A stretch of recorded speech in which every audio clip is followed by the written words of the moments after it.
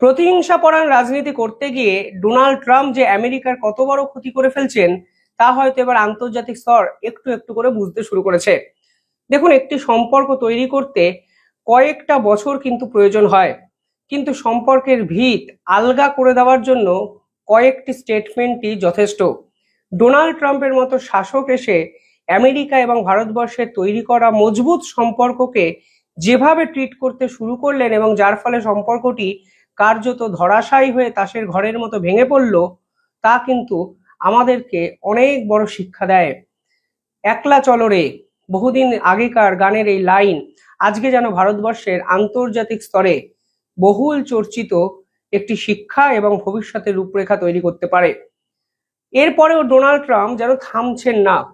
কেন আমি বলছি প্রতিহিংসাপরায়ণ রাজনীতি? কারণ আপনারা জানেন ভারতবর্ষের বিদেশমন্ত্রী এই মুহূর্তে রাশিয়াতে আছেন, সেখানে পুতিনের সঙ্গে একটি বৈঠক করেছেন এবং রাশিয়া থেকেই তিনি সাংবাদিক সম্মেলনে স্পষ্ট বলে দিয়েছেন ভারতবর্ষ কিন্তু রাশিয়ার ক্রুড অয়েলের বিগেস্ট পারচেসার নয়। অর্থাৎ ডোনাল্ড ট্রাম্পের এই প্রশাসনের দ্বিচারিতা তিনি আন্তর্জাতিক স্তরেও কিন্তু খুলতে শুরু করেছেন। এরপরেই যে খবরটি এলো তা কিন্তু নিঃসন্দেহে চমকে দেওয়ার মতো। সেখানে ডোনাল্ড ট্রাম্পের প্রশাসনের পক্ষ থেকে ভারতবর্ষের সোলার এনার্জির উপর 64% ট্যারিফ চাপানো হলো। দেখুন, এটা যে কত বড় ধাক্কা, অন্তত ব্যবসায়ী দিক থেকে না ভেবে যদি আপনারা আন্তর্জাতিক সম্পর্কগুলো বিশ্লেষণ করেন তাহলেই বুঝবেন যে ঠিক কত বড় ভুল করলেন ডোনাল্ড ট্রাম্পের এই সরকার। ব্লুমবার্গ ইতিমধ্যে এটা নিয়ে লেখালেখি শুরু করে দিয়েছে এবং তারা বোঝানোর চেষ্টা করেছে ডোনাল্ড ট্রাম্পের প্রশাসনের এই সিদ্ধান্ত আসলে ভারত এবং আমেরিকার যে লং টার্ম জিওপলিটিক্যাল গোল তা কিন্তু এক নিমেষে শেষ করে দেয় এবং যার ক্ষতি পূরণ করার ক্ষমতা ডোনাল্ড ট্রাম্পের নেই। কি হলো পুরো বিষয়টা? সেখানে বলা হচ্ছে সোলার প্যানেল এক্সপোর্টের উপর, অর্থাৎ ভারতের ব্যবসায়ীরা যে সোলার প্যানেল এক্সপোর্ট করতেন আমেরিকার মার্কেটে, তার উপর 64% ট্যারিফ চাপানো হয়েছে আমেরিকা সরকারের পক্ষ থেকে। আসলে দেখুন, সোলার প্রোডাক্টকে ভারত এবং আমেরিকা একত্রে কিন্তু বুস্ট আপ করেছে শেষ কয়েকটা বছর। এর একটাই লক্ষ্য ছিল, সোলার ইন্ডাস্ট্রিতে একমাত্র ডমিনেট করত চায়না। আমেরিকা বুঝেছিল যদি এই চায়নার ডমিনেন্সকে শেষ করতে হয় তাহলে ভারতকে ব্যাক করা প্রয়োজন। এমনকি জো বাইডেন যখন আমেরিকার প্রেসিডেন্ট ছিলেন তখন চায়না প্লাস ওয়ান স্ট্র্যাটেজিতে এই সোলার প্যানেল ওরিয়েন্টেড একাধিক সিদ্ধান্ত কিন্তু আমেরিকা ও ভারত একত্রে নিয়েছিল। আজকে জো বাইডেনের সেই পলিসি নয়, আমেরিকার লং টার্ম জিওপলিটিক্যাল গোলের সম্পূর্ণ বিপরীতে গিয়ে ডোনাল্ড ট্রাম্প ভারতের সোলার প্যানেলের উপর 64% ট্যারিফ লাগিয়ে দিলেন এবং কার্যত চায়নার জন্য এক ওপেন মার্কেট খুলে দেওয়া হলো, যা ডোনাল্ড ট্রাম্পের পলিসির দিকে তীব্র প্রশ্ন চিহ্ন তুলে দিতে শুরু করলো আজকে সন্ধ্যা থেকে। আপনারা দেখছেন বিভিন্ন জায়গায় খবর প্রকাশিত হয়েছে এবং এই খবর আসলে আমেরিকার জন্য অনেক বেশি ভয়ঙ্কর রাদার দ্যান ভারতের জন্য, তা কিন্তু আমেরিকার বিভিন্ন মিডিয়া প্রকাশ করতে শুরু করেছে। আমেরিকা এবং ভারত একসঙ্গে সিদ্ধান্ত নিয়েছিল তারা গ্রিন এনার্জিকে ডেভেলপ করবেন এবং 2035-এর মধ্যে Bharatvarsha second largest solar power হয়ে উঠতে পারত এই ধরনের সম্পর্ক বা টাই আপের ফলে। ভারতের এই মুহূর্তে সোলার এনার্জির যে মার্কেট তা হলো $7 ট্রিলিয়ন এবং এই $7 ট্রিলিয়ন প্রজেক্ট বা এই যে মার্কেট, সেখানে কিন্তু সজোরে আঘাত আমেরিকার পক্ষ থেকে করা হলো 64% ট্যারিফ লাগানোর পরে। আমি কেন বললাম একলা চলো রে, ভারতকেও কেন এবার একলা চলতে হবে? দেখুন, ভারতের এই সোলার এনার্জি নিয়ে যদি আপনারা একটু পড়াশোনা করেন তাহলে জানতে পারবেন ভারতের সোলার এনার্জির ডিপেন্ডেন্সিও কিন্তু চায়নার উপরে পুরো মাত্রায়। ভারত কিন্তু এখনো মেক ইন ইন্ডিয়া প্রজেক্টে সোলার এনার্জিকে ডেভেলপ করতে পারেনি, কারণ সোলার রিলেটেড বা সোলার এনার্জি রিলেটেড যেরকম ম্যানুফ্যাকচার আমাদের দেশে হয় তার 80% কম্পোনেন্ট কিন্তু আমরা চায়না থেকে আনি।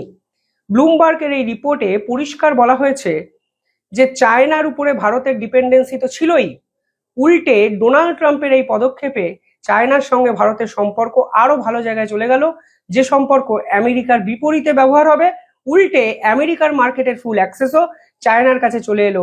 ফলে ডোনাল্ড ট্রাম্প এক ঢিলে দুই পাখি মারলেন, কিন্তু এই দুই পাখি আমেরিকার জিওপলিটিক্যাল পলিসির এগেনস্টে চলে গেল। রিপোর্ট বলছে আসলে চীন এখন যে ভারতের সঙ্গে ভালো সম্পর্ক রাখার কথা বলছে, এই চীনও কিন্তু ভারতের সঙ্গে ভালো সম্পর্ক রাখাটাকে একটা জিওপলিটিক্যাল হাতিয়ার হিসাবে ব্যবহার করছে।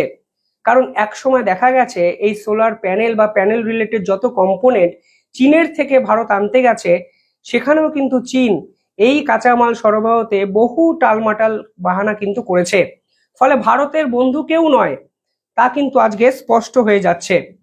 আপনারা যদি এই মুহূর্তে সিনারিওটা দেখেন, দেখবেন কিছু মাস আগেও রিলায়েন্সের যে গুজরাটে সোলার প্যানেল ওরিয়েন্টেড ফার্ম আছে, সেখানেও কিন্তু $300 মিলিয়ন সামগ্রী রিলায়েন্সের মতো কোম্পানিকেও কিন্তু চীন থেকে নিয়ে আসতে হয়েছে।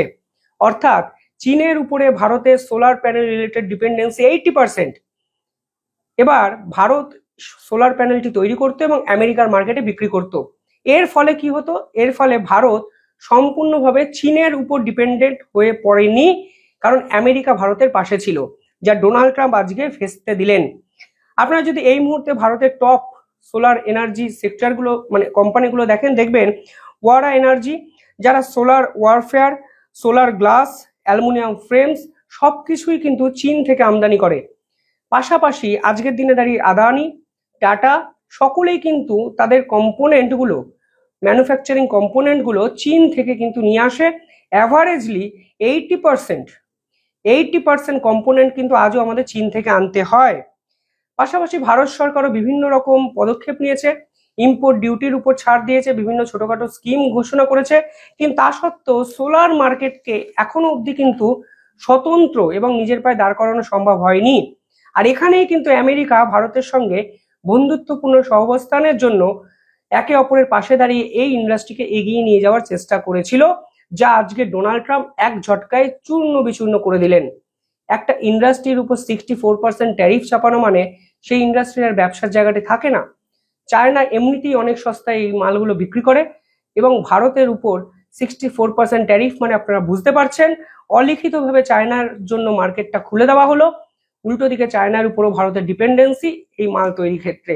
ফলে অনেক বড় জটিলতা কিন্তু সোলার এনার্জি রিলেটেড এই প্রোডাক্টে কিন্তু জেনে শুনে ডোনাল্ড ট্রাম্প নিয়ে এলেন। এবং এই জন্যই আমি বললাম প্রতিহিংসা পরায়ণ রাজনীতি, যে রাজনীতি শেষ কোথায় আমরা কেউই জানি না। ভারত এখনো কোনো স্টেটমেন্ট দেয়নি অফিসিয়ালি, তবে অনেক আপডেট আসবে, আমি আপডেটেড ভিডিও আপনাদের জন্য নিয়ে আসবো। দেখতে থাকুন দ্য ইন্ডিপেন্ডেন্ট বেঙ্গল।